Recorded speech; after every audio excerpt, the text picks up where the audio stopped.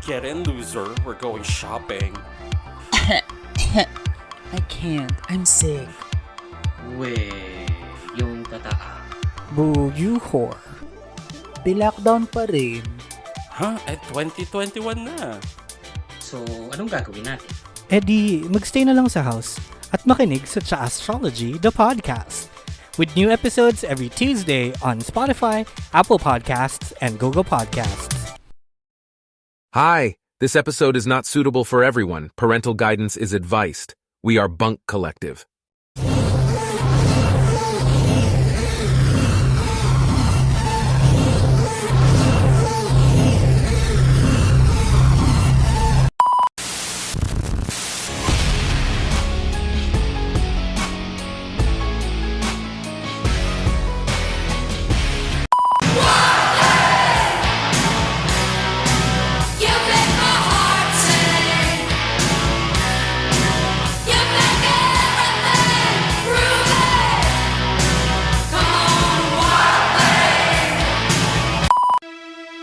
Welcome to your unfiltered Tagalog Wrestling Podcast.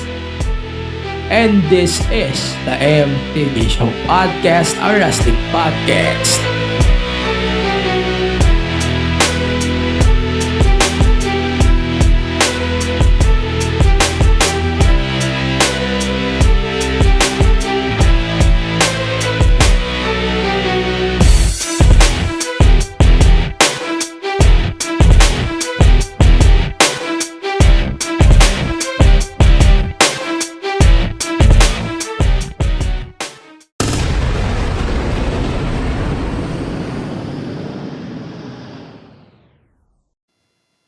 Hello, ayan. Puta na. Pag hindi pa rin tayo nakapag dito, bahala na. Ayun, so welcome to the podcast. On this week's episode, we're going to do a tier list. Magde-determine tayo kung sino yung best and worst AEW champions so far sa mga world champion ng AEW. We're going to do a tier list of that. So, itong tier list na to, it's going to be a recurring thing here on the podcast at least every other time, no? Every other time, we're going to do tier lists of everything while, sige, pag-usapan natin yung mga podcast reviews natin, of course. Pero at the same time, gagawa rin tayo ng mga recurring themes dito sa pod. So, we're going to start with doing tier lists. Kahit pa paano ito, yung mga tier list episodes natin. And, yun lang. So, welcome to the podcast. And na nga, sinabi ko na nga on our intro that we're going to do a tier list episode on this week's podcast as we go back to the first days of All Elite Wrestling. And we're going to talk about every AEW World Champions one by one. Obviously, one by one in particular order, of course. Tapos, saka na natin i-dive pa isa-isa sa iba pang portions ng ating segment later.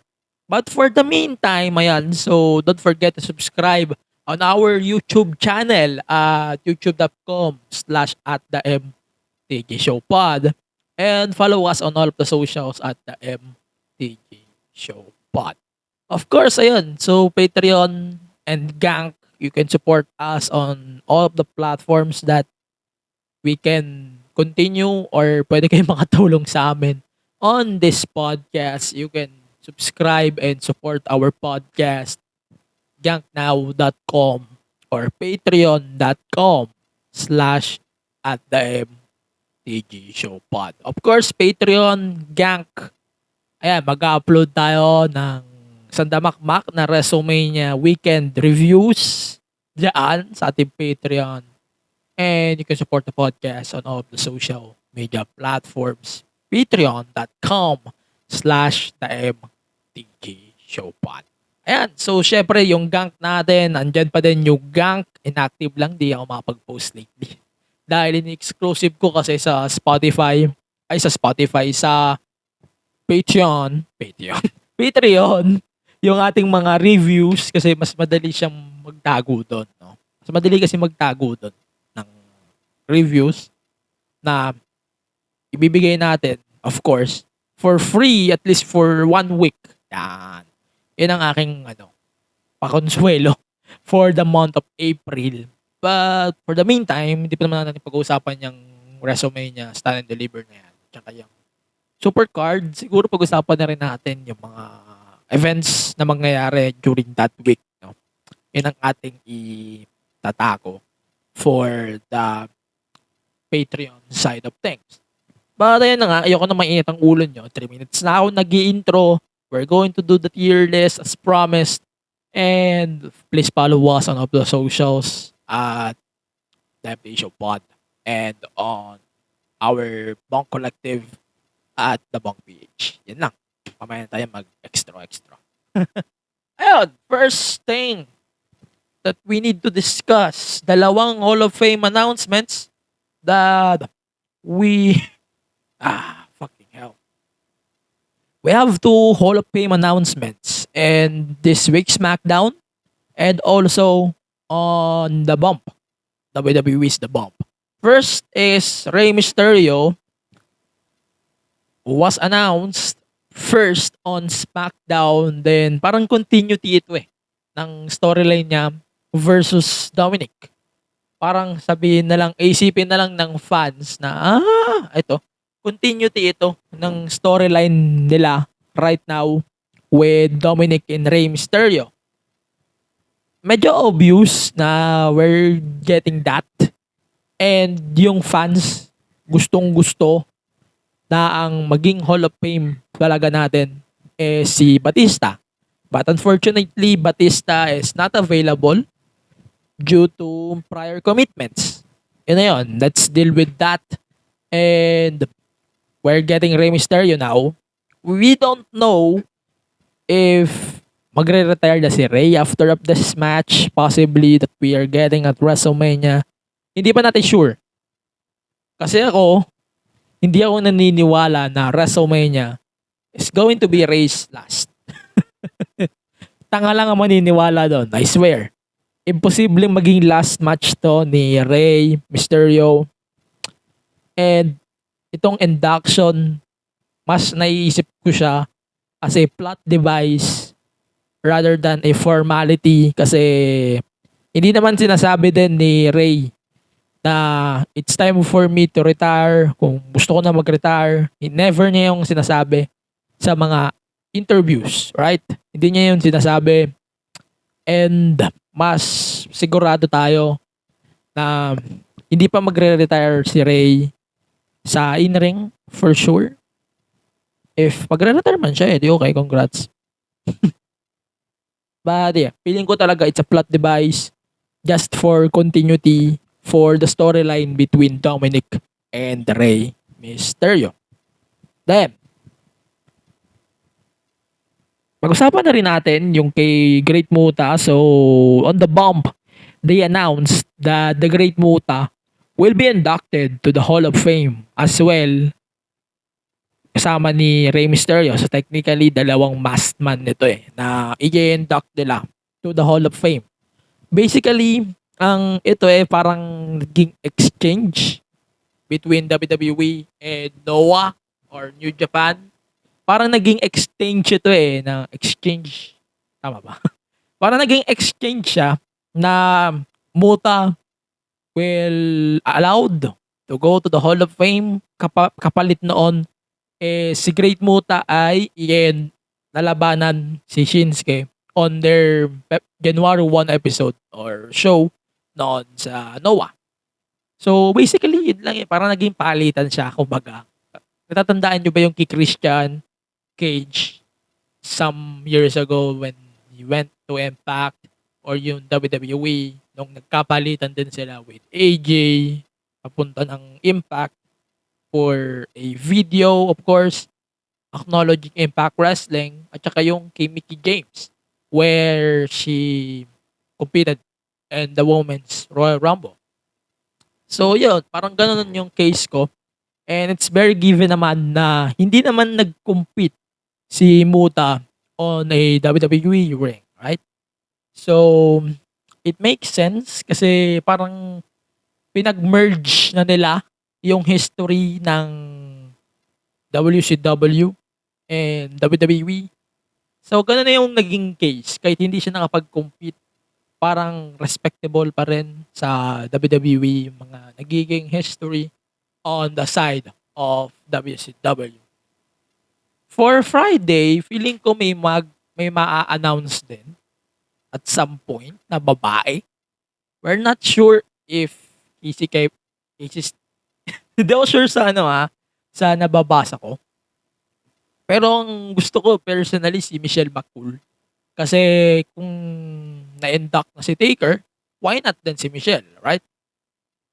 Pero ang balita kasi right now, hindi siya galing Fightful. Si Stacy Keibler will be inducted to the Women's Hall of Fame. We're not sure if that's true yet. Galing ito sa PW Insider. Hindi to galing kay Meltzer, linawin ko na. Pero she's a ruthless diva din no? Si Stacy Keibler. Kasabayan siya nila Mickey James, nila Trish noon sa women's division during the Ruthless Aggression era. So, yun. Stacy Keibler. Nabubulol na ako eh. Alam nyo ba yun? So, I'll let it slide for now. But, I'll assume na babae yung may induct. Kung may tag team, sino kaya pwede nilang i-induct na tag team? Since 2 weeks to WrestleMania, medyo, ewan ko, parang kaya ganito yung pag-a-announce nila. Kasi tinatry nila i-contact si Batista. And hindi talaga nila makontact for a induction ceremony. And nakaset kasi yung shooting or yung taping niya during WrestleMania week. Kaya hindi talaga siya available. Prior commitments talaga ang nagpapasabit sa kanya. 2024, pwede. Pero tingnan pa rin natin kung ano yung magiging commitment talaga ni Batista during that time. But yeah, yun lang. So, Rey Mysterio, the Great Muta, is now part of the WWE Hall of Fame. And both of them will be inducted to the Hall of Fame 2023. So yun, continue natin with the Fatal 5-Way match na naganap sa SmackDown. So it's Sheamus, McIntyre, LA Knight, si Sabre Woods, supposedly si Kofi ito. Pero Kofi Kingston was injured at saka si Karrion Kross. So they competed in a 5-way match on that end. Parang nagsabay si Drew at saka si Sheamus ng pin. But we don't know why na bakit dalawa yung referee all of the sudden. Parang all of the sudden, naging dalawa yung referee. So, andun na yung controversy. We know we're getting triple threat at WrestleMania. But that referee stuff is very unnecessary. Ang dumb ng part na yun, na may biglang pumasok na isang official to the ring. And I hate it. I hate the execution, but the match that we're surely or most likely we're getting, man, it's gonna be good for sure. We're going to get a banger match, definitely, at WrestleMania. So, by the way, we're still getting a one-on-one between Sheamus and Drew McIntyre for WrestleMania. For a title shot for the Intercontinental title at WrestleMania. Tama? Yeah. Let's go. Then, let's talk about this. So, Bray Wyatt is not available accordingly to the hindi injured si Bray. So the news is Bray Wyatt is out due to some reasons. Hindi dinisclose ng matindi on why Bray Wyatt is out. Hindi naman sinabi na may problema siya sa creative. Hindi din sinabi kung may problema ba siya sa kalaban. But, Ewan ko, basta ang nireport ng Fightful, there's an issue that they're trying to fix. WWE is trying to fix that issue. And ayun, sana makapag-compete din si Bray at WrestleMania. I feel sad for Lashley personally, from fighting Brock Lesnar to getting Bray Wyatt and getting nothing for this year's WrestleMania. I'm just sad at this point na most likely wala tayong makukuhang match ni Lashley for this year's WrestleMania. As in, it's just sad. As in, sobrang nalulungkot ako kay Lashley. On the side of Lashley.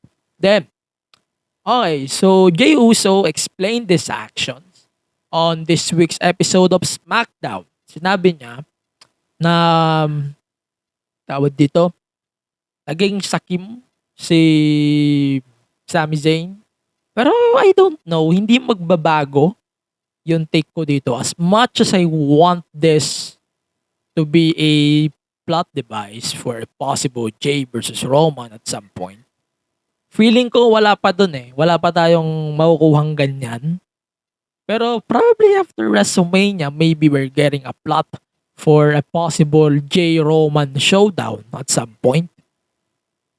But yeah, yun. So yun yung nakikita ko so far. But for now, we are just planting the seeds for a possible Roman Jey Uso at some point.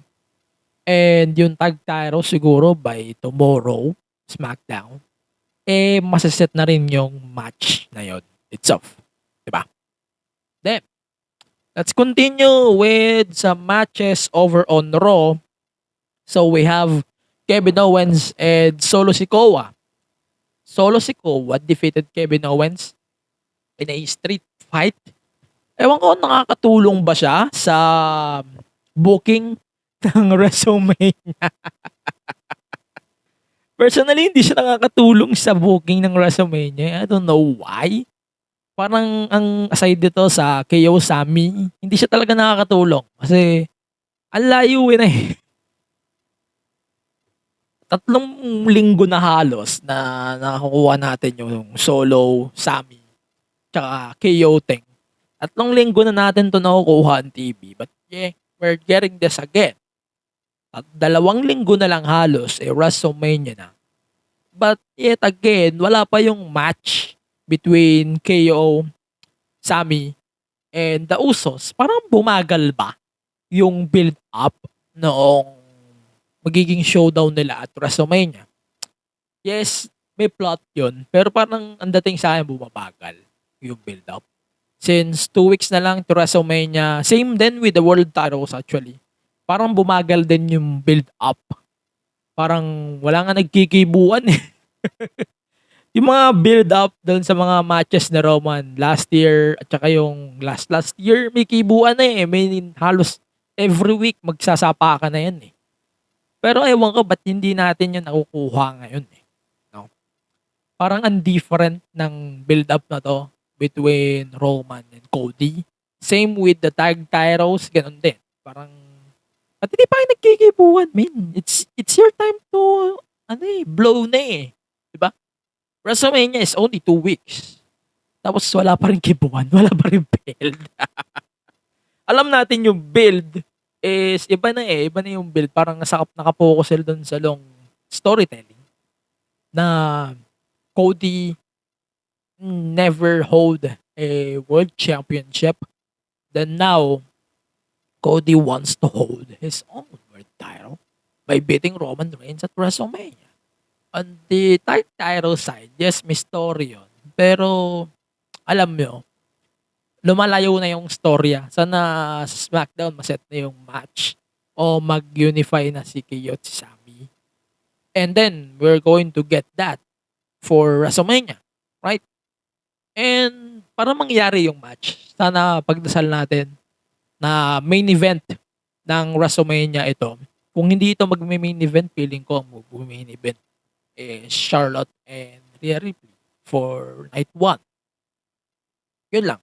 Then, also made official for WrestleMania, Edge versus Finn Balor for the last time inside Hell in a Cell. Sinabi ko sa Discord ng podcast, okay? So, I'll explain my side here. Ewan ko pero may point talaga ako dito sa Edge Judgment Day thing na ito. Medyo hindi ko na nagugustuhan yung paglabas ng ibang members. Medyo ang unnecessary na. Like, parang mas gusto ko na lalabas lang si Ray during this spot. Lalabas lang si Dominik on this spot, kina Ray at Dominik. Gusto ko lalabas lang si Rhea on her story with Charlotte for now. At si Priest, okay, sama mo siya kay Balor. Understandable naman. Bakit? Pero, parang ang tawag dito, nagiging glitchy na yung stories ng Judgment Day. Yes, I love Judgment Day. Pero parang nagiging glitchy yung stories Parang kapag sasama-sama nyo yung storylines ni Dominik tsaka ni Ray sa story nila Edge, kahit tapos naman na yung story, like Edge and Balor, they want to settle it one-on-one. But we're getting still 2-on-2 or 3-on-3. Weird, di ba? Ilang weeks na lang to WrestleMania and still, parang ang lukewarm pa din ng build-ups to. Ayun. Parang ang dating sa akin, ang lukewarm pa rin ng ilang build-up to WrestleMania. Yun ang dating sa akin. Hindi siya mid. Hindi pangit. Sadyang lukewarm lang. Parang wala pa rin init yung mga matches that we're getting for WrestleMania. Done. Isa pa. So, Omos and Brock. So, nagharap sila in the ring. And wala, hindi nagkibuhan yung dalawa. Brock is trying to suplex Omos. He failed. And we're getting something before WrestleMania for sure. It's going to be big match between Brock and Omos. As much as I hate this match, sadyang nagugustuhan ko siya kasi it's very memorable. Naalala ko dito yung kay Khaled, kay Kane on their primes pa. So that's why I love this too. Na it's basically Battle of the Goliaths. Okay yung kay Umaga at kay Batista. Mas nagugustuhan ko yung mga Battle of the Giants or Battle of the Big Guys in WWE. Naalala niyo yung kay Brock at saka kay Big Show? Yeah, yung mga level na ganyan. Kaya nagugustuhan ko ito Kaya gusto ko din yung Brock at saka Omos Diba? Yan. Then, isa pa. So, yun nga. Rey Mysterio declined the challenge of his son, Dominik Mysterio, in a match at WrestleMania. And he declined again on Raw. Wala hindi talaga, ayaw talaga patulan ng Sana, sapakin mo na nga, bigyan mo ng isang sapak. Ayun, so, matches on this week's Raw. So, Cody versus LA Knight and Rollins versus Corbin. All of the matches are fine. Hindi ko masabi maganda. Mas maganda yung Cody versus Gable from few weeks ago. Mas maganda yun. Then, ayun. So, ito yung favorite story ko sa Raw so far. So, we have maximum male models on Raw with Otis. Like, si Otis parang unofficial na siya sumasama sa maximum male models. Parang napababayaan na siya ni Chad Gable. And, ayun parang ang ganda ng pagsama ni Otis. Ang galing niya talaga umakto as comedic characters. Alam nyo, Gable, Otis, tsaka yung maximal male models. Alam nila yung mga nila This is what I love about them. Na alam nila kung ano yung magiging charm nila. And si Gable kasi, he can be a jerk. He can be a character like that. O maybe he can be a superstar na sobrang aggressive, na gorky din, or jerky din, na ganyan. That's why I love all of them. Yung maximum male models, what I love about them is they can wrestle at the same time. Ang ganda kasi ng characters ng MMM diba? Nung una, sinasabi ko dito sa podcast, I hate the characters. Dumagdag pa si LA Knight. And now, all of them are fucking growing on me. Like, holy shit. Dumaan lang ang 8 buwan. And holy shit, they're all growing on me now. Especially with this Otis thing. Sana mag-full blow ito before Mania. And it's gonna be good for the whole MMM, Otis din, tsaka kay Chad. Lahat sila dito mag-gain, I swear. I swear to God, lahat sila dito mag-gain ng popularity. So ito, last thing before we go to our first commercial break. Ito, isa pang example ng lukewarm storylines. Bianca versus Asuka. Why we're getting the same the same tag team, the same face-off, the same Asuka mocking Bianca Belair. Why we're getting this every week? Since Asuka won the easy match. Like, why we're getting this thing same over and over and over again. Like, it's basically you're just copy-pasting Bianca versus Sasha from years ago. Ganun din yun eh. Basically, we're just copy-pasting the Bianca-Sasha storyline from 2021.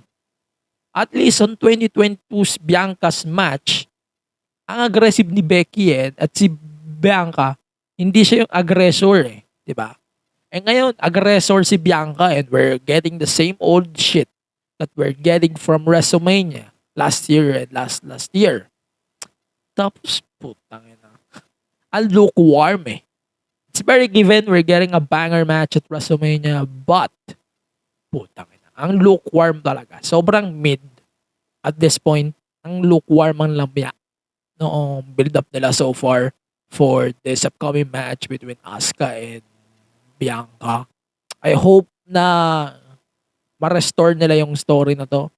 Parang di ko talaga maseryoso since the Carmella thing or the Chelsea Green thing. Like, parang ang daming figures, ang daming stories na nagsama-sama. Dahil doon, puta na.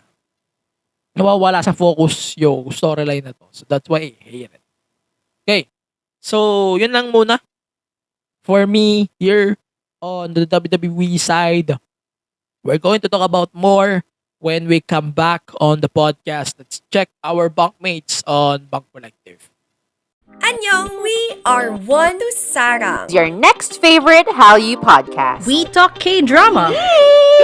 Mandaming kilig every time we God. K-drama. We also talk K-pop. Yung feeling ko sa 17 na they bring me so much happiness. And we live to entertain. What you gonna do when Dicky steak in front of Check us out now on Spotify and Apple Podcasts. Also on YouTube. Join us sa tawanan at kwentuhan from One to Sarang. Sales, profit, and engagement na naman ang usapan. Hey guys, Matt and Lance here. Corporate guys rin kami at pagod na rin kami sa ganyang usapang office. Ibahin naman natin ang mga kausap natin. Listen to guests from careers beyond the corporate scene with the Project Offbeat Career Podcast. Imagine talking to historians, gamers, teachers, and the like on how they live differently and succeed in their unconventional careers. Baka sakali, ito naman ang sign to pursue your passions. Kita-kits sa Spotify, Apple Podcast, and YouTube.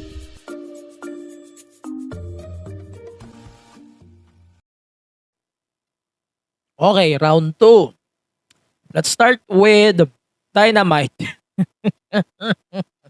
Alam nyo, itong Rebar Miss Ba ni MJF. Alam nyo, sobrang nag-expect ako dito.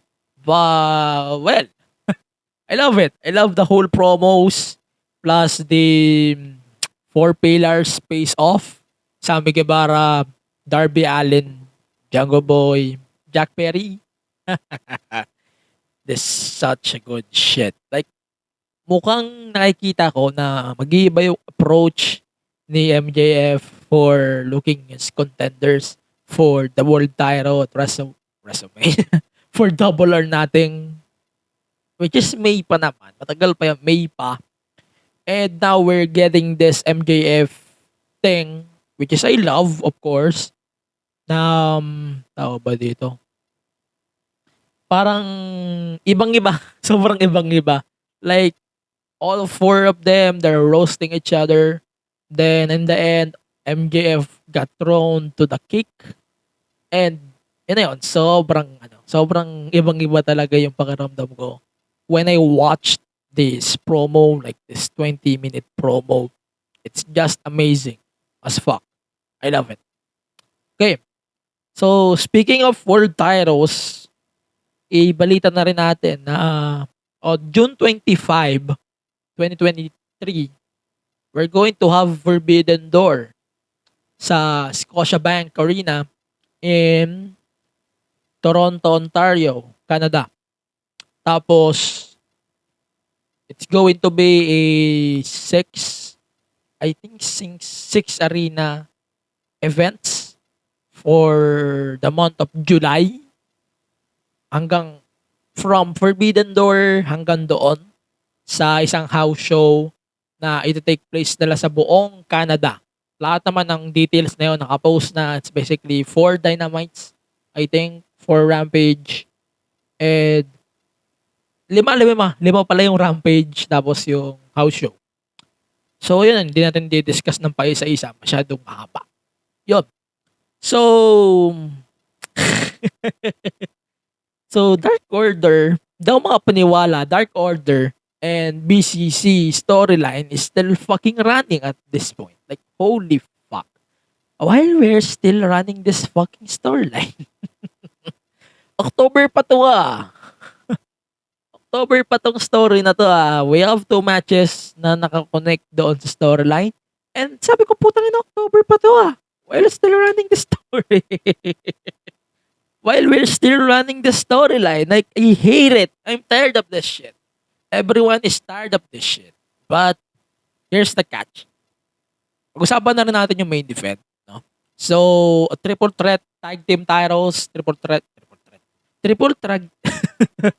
trios tag titles, triple threat tag title match was made official for the main event of the show. Like, putang ina, JS, House of Black, Young Bucks, Daily. Man, that was amazing as fuck. In the end of the match, it's kinda conflicting. Ang daming conflicts na pag-connect sa isang storyline, like BCC attacking Dark Order, then nandun sila sa ring confronting Hangman. Then biglang lumabas yung Elite, 3 members of the Elite. Like, holy shit, this getting interesting. This getting conflicting as fuck. Mahaba-haba pa ang build-up na to. Most likely, it's gonna be a 4-on-4 or 3-on-4 or 4-on-4, 3-on-3. Parin. Obviously, feeling ko at some point, hindi sasama si Hangman sa storyline na to because he fought Moxley before. He fought him for almost 3 months. And I think maglilid lang ito sa BCC versus Daily, no? Na Tyro.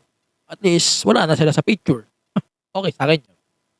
Then, so Taya Valkyrie made her debut sa AEW. So tapos na yung commitment niya on Impact. She dropped the knockouts tag titles on the recent episode. Then, she appeared on the Jade Cargill segment where she confronted her and it's gonna be a fun match for sure. However, di ako nag-expect na si Taya na yung makakatalo kay Jade. No. It's still Chris Statlander for me. Dato. So, let's criticize the QTV ni QT Marshall. Okay, so, hindi ako nag-expect masyado dito sa QTV. But puta rin. Hindi ako makapaniwala sa sarili ko na masasakyan ko to Hindi na mag-run over ako dito. And mapapatay ako ng kayfabe nito Like putang So, Aaron Solo still on the wagon. Then, we got Powerhouse Hobbs, Cutie Marshall, a blonde girl. Hindi ko mamukha kung sino. And ayun na nga, Cutie Marshall is basically hosting a maala TMZ na show. It's just amazing. Like, holy shit. Parang TMZ ang datingan. It's just so good.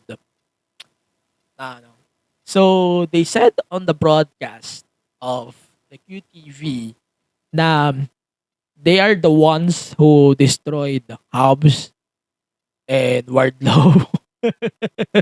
They're the ones who destroyed yung nagnakaw sa sasakyan ni Wardlow. And nanakaw pa yung kanyang lisensya. So that's why wala siya sa Dynamite today. Explained na din na wala siya sa episode today. And di ako nag-expect na magsasabi ako ng maganda kay kay Cutie Marshall. Hindi ko akalain na I'm going to say these good words on Cutie Marshall. Like, sinasabi ko lagi sa This Strong and Midnights, I have no faith on Cutie Marshall, but I'm glad that they have to. Like, nagkaroon na ako ng faith kay Cutie. I love this Cutie. I wish na mag-continue ito. Like, puta.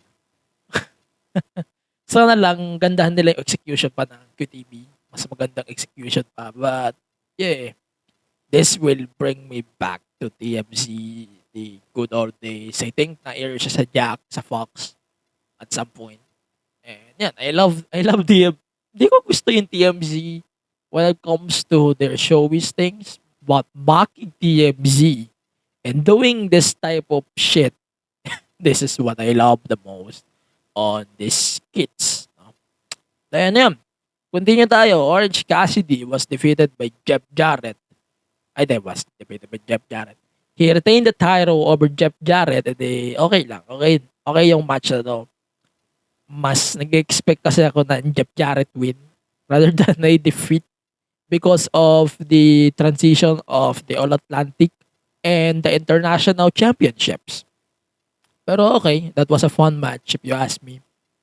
Then, so the Outcasts is in the ring. Like, holy fuck. Wala pa, medyo blurry pa din yung approach nila on the story. And what we're getting for May, for long term, medyo blanco pa din ako. Medyo ang blanco pa din ng pagbibuild ng storyline na to so far. Just like some matches of WrestleMania. So, yun na nga, main event, trios, tag titles match. That was amazing. Like, holy fuck, we're getting bangers today. And overall, yung episode ng Dynamite na yun was amazing. Hindi ko akalain sabihin ko din yun. Okay. So, let's continue with NXT now. So, Johnny Gargano made his appearance for the first time in over a year on the NXT. Then, Grayson Waller was saw by Big Joseph na he is on his way to Gargano's home together. Wala pala together. And nandun si Candice tsaka yung anak niya. Pumunta siya doon. And he was chased by Johnny Gargano quickly after that announcement by Big Joseph. Like, this is gonna be good. This is gonna be personal. It brings me back to a Triple H story, which is fine. Then, so we got a announcement regarding the women's tag titles women's title for Roxanne Perez. So Shawn Michaels said that nakauwi na si Roxanne, but feeling nila i-examine pa si Roxanne. And 3 weeks na lang to stand and deliver. They don't think na makapag-compete doon si Roxanne. So that's why we're going to have a fatal 4-way ladder match for the women's title. Hindi nila din sinabi kung vacant na ba yung title ni Roxanne. Hindi nila yung vacant eh. So, hindi rin nila sinabi na we're going to crown a new champion. Sinabi lang nila, possibly we can crown a new champion. Pero at the same time, hindi rin nila sinabi if they're going to vacant Roxanne Perez's title. Diba? So, it justifies one point. Sabi ko nga, at some point, we're going to get a one-on-one match between Roxanne Perez and whoever wins this match. Feeling ko it's gonna be Tiffany Stratton pa din. Feeling ko it's Roxanne versus Tiffany at some point. And we're going to acknowledge two champions and eventually unify yun. Tiffany will win the title. Then, ito na nga. So, we got one match for the tag titles. Pretty Deadly versus Gallows. Yeah, that was fun match. And after of the match, they revealed that Pretty Deadly is the official hosts of Stand and Deliver. Basically, a consolation prize. So, speaking of the women's title, we got two qualifying matches. Solo Ruka was defeated by Zoe Stark and Gigi Dolin defeated Kiana James. And then Wesley was informed by Shawn Michaels that he will defend the North American title in a 5-way match, which is si Wesley yung magdedetermine on who will be his opponents. And it's gonna be exciting, in my opinion. Excited ako dito. Gusto ko nga sana si Dragon Lee yung isa dito eh. Kasi pucha. Si Axiom, feeling ko makakasama rin siya based on what happened sa NXT episode ano. Then, ayun. So, isa pa. Ayla Dawn and Alba Fire is now getting a title shot for the women's tag titles at Stand and Deliver. But this champion's Operation Girlfriend ewan ko, hindi pa klaro sa akin kung yung makukuha natin after nitong reign na to nila Fallon Henley and Kiana James. I think we're getting more more romantic storylines on this thing. But okay, I'll give it more shots pa. Siguro 1 week. Parang they're more focused on their friendship and yung kagustuhan ni Jensen kay Kiana over the tag titles, which is kind of weird.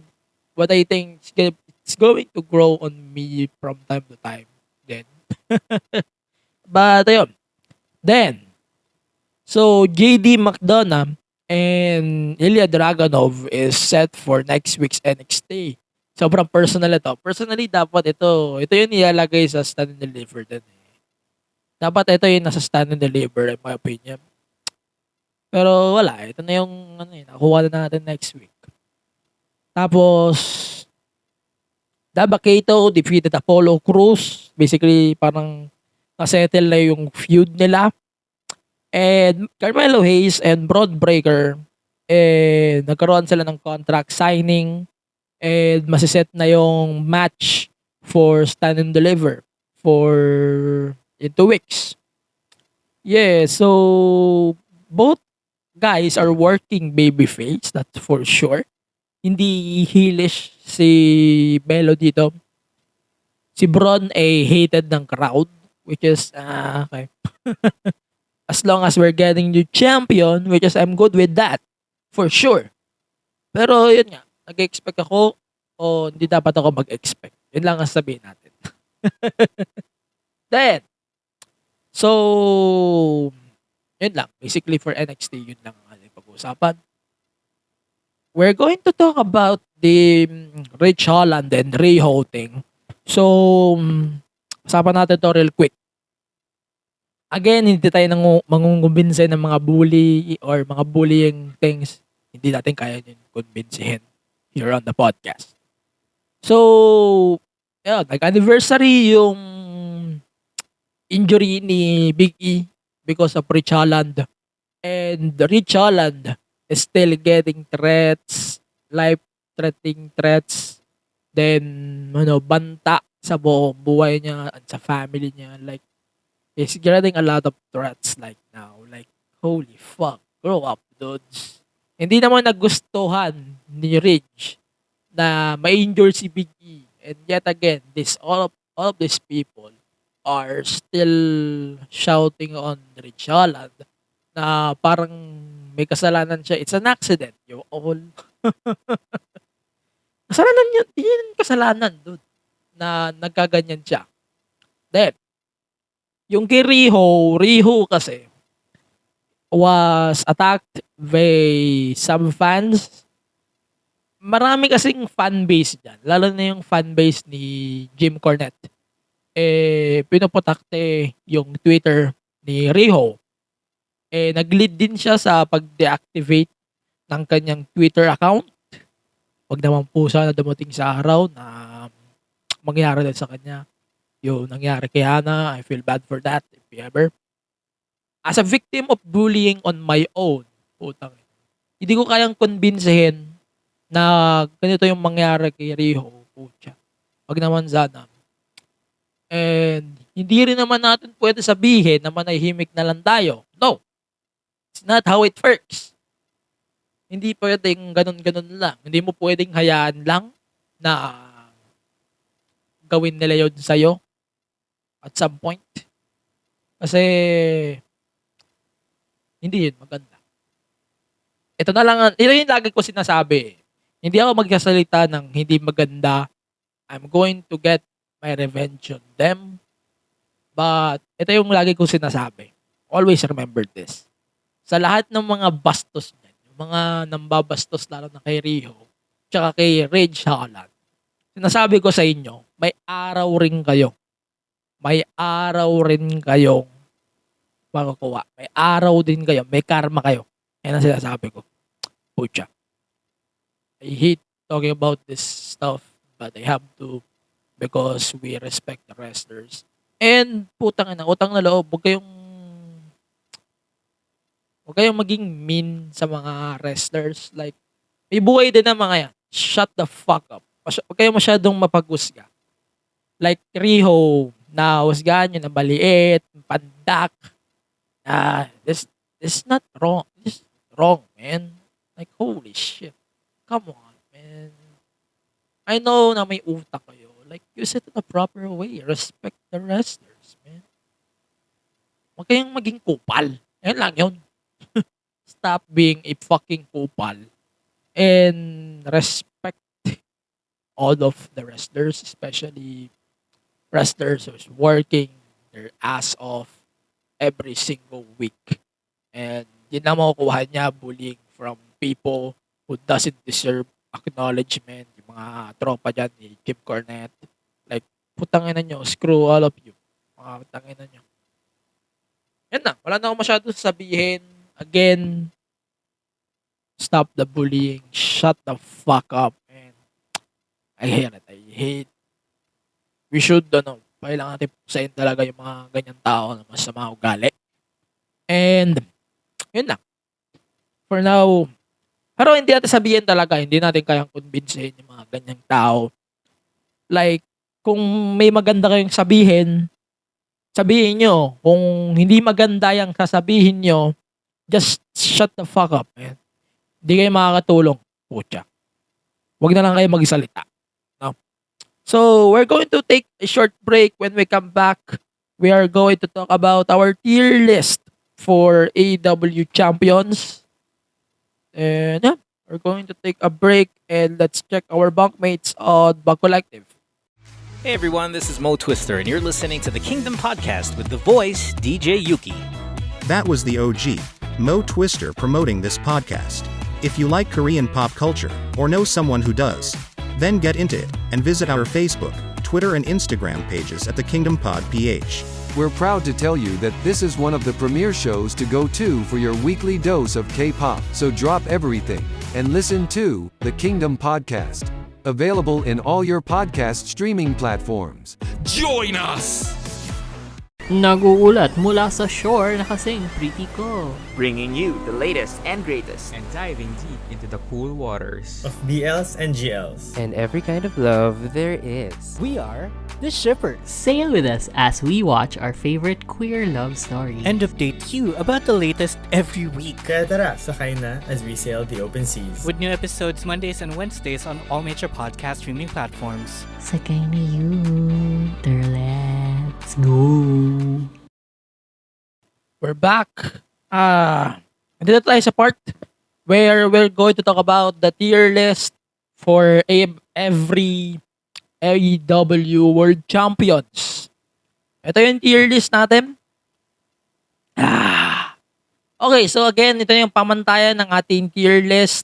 So S is superior, A is for okay lang, impressive, B good. Mali pala. S is superior, A is very good, B is good, C average, D or F pala yung nilagay ko. F is fuck. I hate it. Okay. Let's start with the first AEW champion. It's Chris Jericho. In my opinion, basically umikot lang naman sa apat na champions itong AEW title for the first years. So, it's Jericho. Let's start with Jericho. Of course, AEW needs a big name para mag-mark yung AEW sa lahat ng tao. And they used Jericho just like that. And every pay-per-view, kaya nga laging may match si Jericho on pay-per-view. Kasi they know Jericho is a draw. Kaya, yung idea na Jericho must compete on pay-per-view is tinutuloy nila. May continuity ito eh. Hanggang ngayon, may continuity pa din na Jericho is competing on pay-per-view. Halos every pay-per-view nagko-compete siya. Because TK knows na Jericho is a draw and hindi natin kaya balik na rin yun. And Jericho, as much as I hate this run with Jericho, this is fantastic. This is impressive as hell. Introducing Jericho or yung Inner Circle was the best moment of this title reign. And yung match siguro versus Cody was okay lang. It was astonishing. It leads to MJF as well turning heel on Cody. Then yun, that was amazing. Then B. Ayun, binigay natin kay Jericho is B. Then Moxley, the first AEW title run. Ito. I know nitong run na to ni Moxley, it's 90% with crowd. 90% without the crowd and 10% with the crowd. Okay. Personal favorite ko on this run was the Moxley versus Brody Lee. Yun talaga favorite ko dito. I can't say bad words on this Moxley title run, but it was amazing.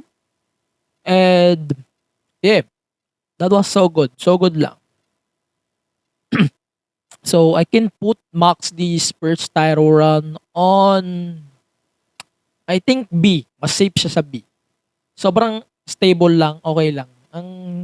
May mga storylines lang talaga na hindi ko nagustuhan on this John Moxley run as AEW champion. Then, Kenny Omega, nasa S. Sa S ko siya nilagay. Kasi I think Kenny Omega is the standards when it comes to AEW title. And he brought the AEW title like it's part of his body.